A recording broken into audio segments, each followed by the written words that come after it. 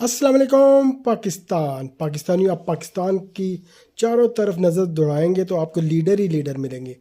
Leader ہر جگہ leader نظر آئیں گے، چھوٹے لیڈر، بڑے لیڈر اور اس سے بڑے لیڈر اور بہت بڑے لیڈر، لیکن سب سے اچھا لیڈر ایک ہی ہے جو کہ عمران خان ہے۔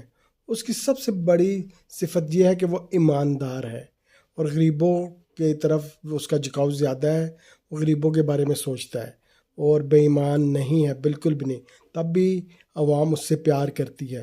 سب سے زیادہ پیار جو اس ٹائم لیڈران میں سے کر رہی ہے عوام، وہ عمران خان کو کر رہی ہے۔